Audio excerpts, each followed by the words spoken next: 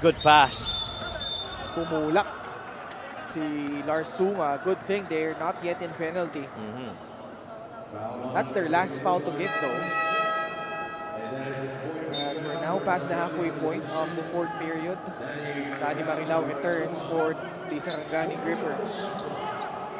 And so far that clearly has been one part of the floor defense of Sarangani that's been porous, no? Yung flash middle ng big. Another one right here, this time by Domark.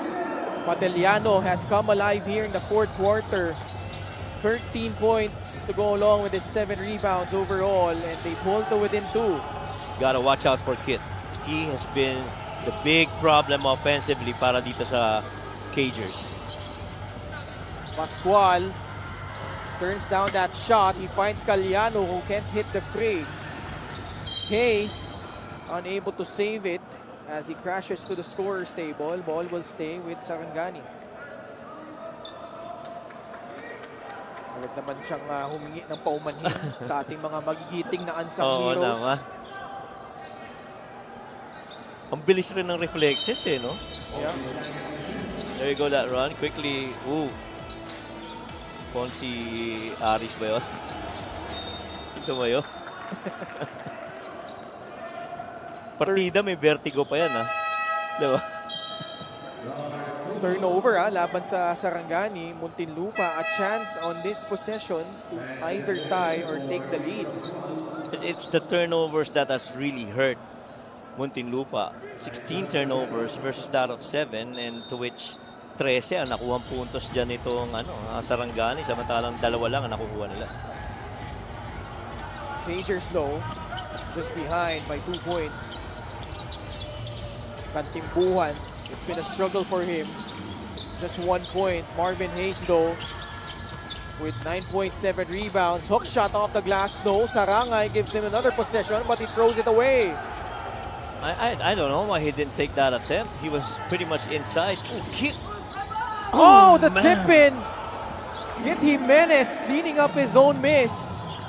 This is not your usual Kit Jimenez guy. This is super Kit right now that's playing. He's been flying all over the place. Initiating the offense, creating mismatches, and making things work for Sarangani. In a game where Jeff Viernes has struggled, Kit Jimenez comes to the rescue with 16 points. And now rebound number 8 for Kit Jimenez. But Lohera able to anticipate the pass. Lohera, slight Hesse, got bumped, and he will head back to the line. Even in a situation when you've got numbers, that was a 3-on-2 break. Kurt, Mark, and Marvin Hayes running that open floor. And one could make an argument na, he pretty much flew in vertical. Ito si Kit Jimenez against that drive by Kurt Lohera. But that call will stay. Now, if you're Muntinlupa, you gotta make your free throws. Special deal from 1xBet. Scan the QR code and claim your special offer. Lohera. Pasok yung kanyang unang free throw. Kurt Lohera, 6 points. Both teams in penalty.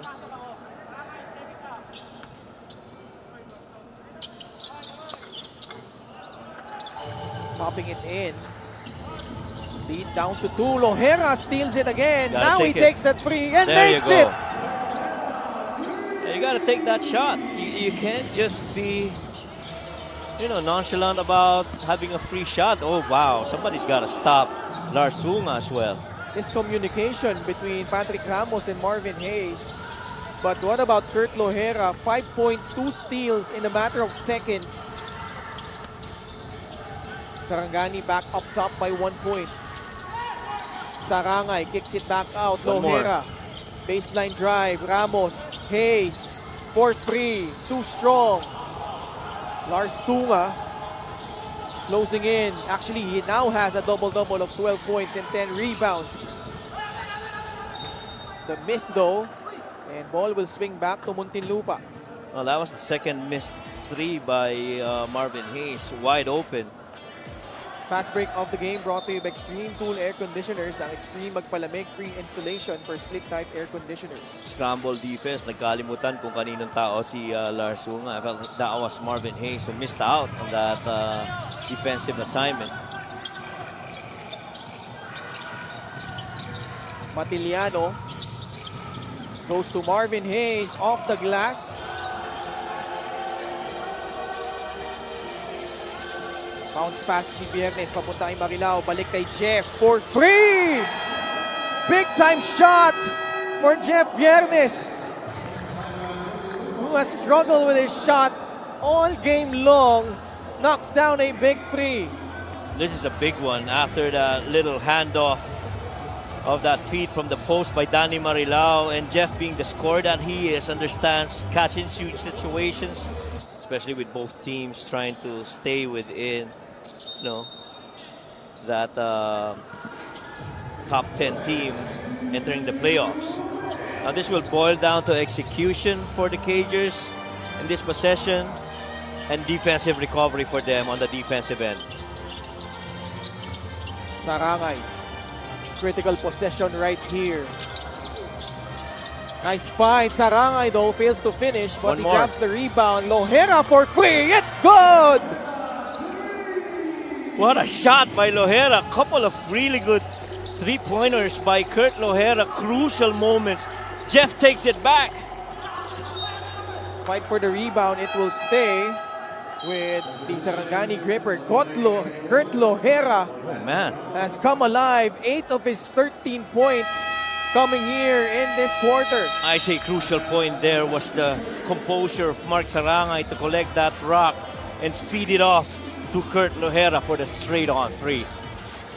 Timeout Sarangani with 1 minute and 26 left here in regulation. Your point after that, Caloocan, Basilan, Rizal, and Quezon to round out their elimination round. Lahat malalakas para sa Muntinlupa.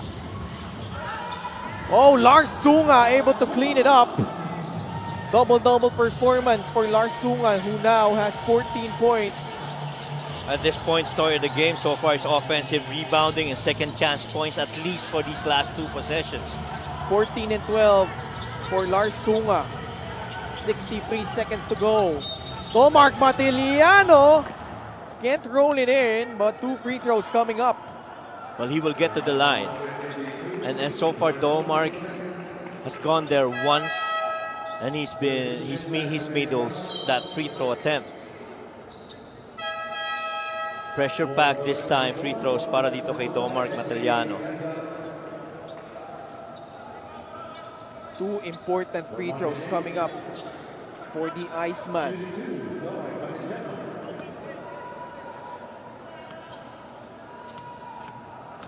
Domark Matiliano so far with 13 points, make that 14. Matiliano shooting 77% from the line this season.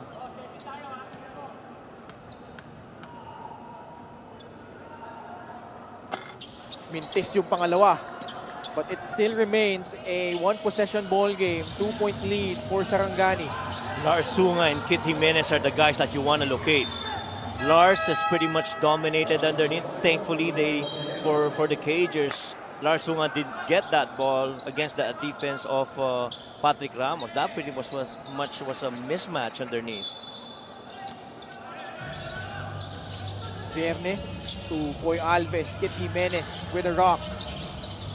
Getting past Sarangani.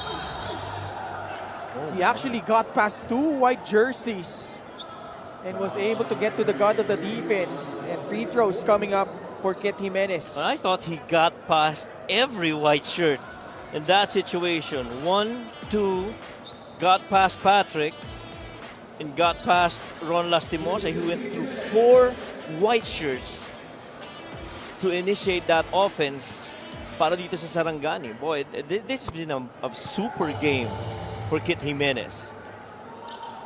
Currently 4 out of 5 from the free throw line, but just coming into this game, only 53%.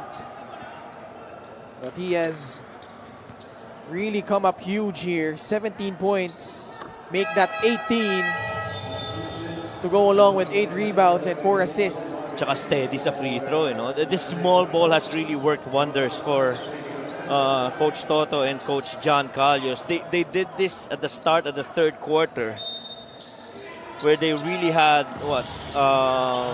pretty much Danny Marilao and Lars Sunga being their bigs. You need to go quick here if you're Muntinlupa. Yeah, gotta go quick. Puroy having trouble. Lohera pulling up. Kurt Lohera. That was a difficult shot. Able to put it in. About a 2-second differential between shot and game clock. Kit Jimenez goes quickly. Questionable decision there. Oh my goodness. Oh my goodness.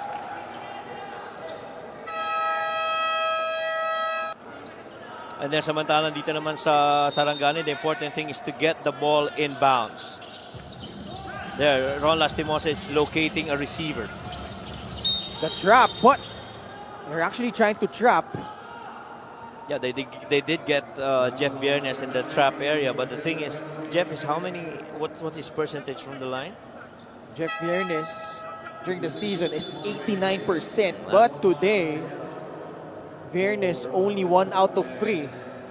Okay. Though he hit a big shot from Rainbow Country earlier. 6 points, only 2 of 15 shooting from the field. But he's been here a lot of times. And, you know, hindi na bago itong sitwasyon na to para kay Jeff Viernes as he calmly sinks the first one.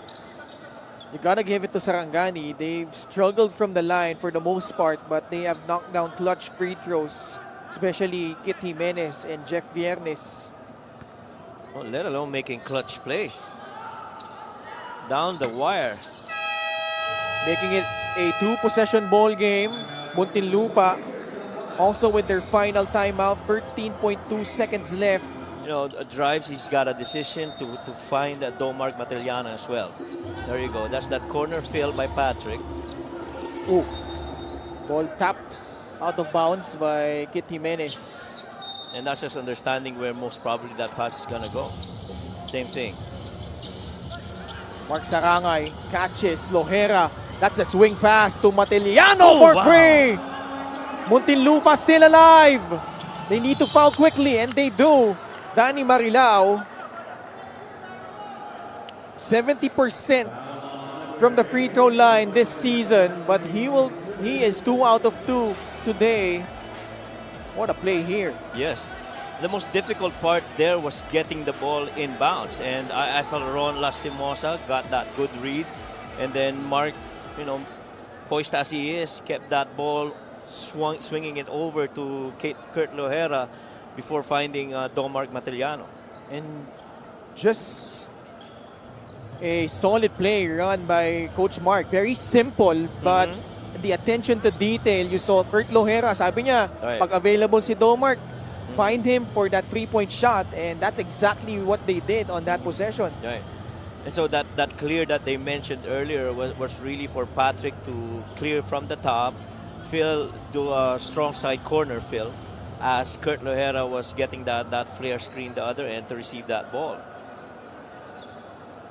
They didn't get that directly to Kurt Lohera. It had to go through Mark Sarangay, then Kurt, then Domark on the corner. Because definitely when Kurt gets that ball on the wing, you are going to expect a closeout. And so the freest guy in the corner would be Domark, and Domark, you know, sank that corner 3. Now, Muntinlupa has no more timeout, so looks like Coach Mark has designed a play, whether it's a make or a miss, from the full length of the court. Still a lot of time. So I think they're trying to sort out if there should be time added on the game clock. So right now it stands at 6.5. There's that catch that generated closeout. Ay, tinitignan kung 3 o 2. Ooh. Mukhang long 2-point shot lang. Oh, that's just a long 2.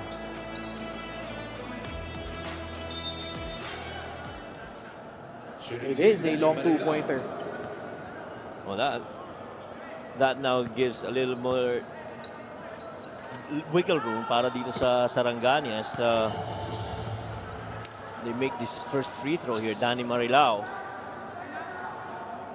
Second free throw to make it a 2-possession ball game. Marilao perfect at the free throw line. And that continues. Clutch free throws from Danny Marilao. Sarangani, it's their best interest not to foul here while taking a 3-point shot. Ramos for free.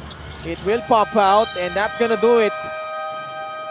Muntinlupa's woes will continue. 10th straight loss.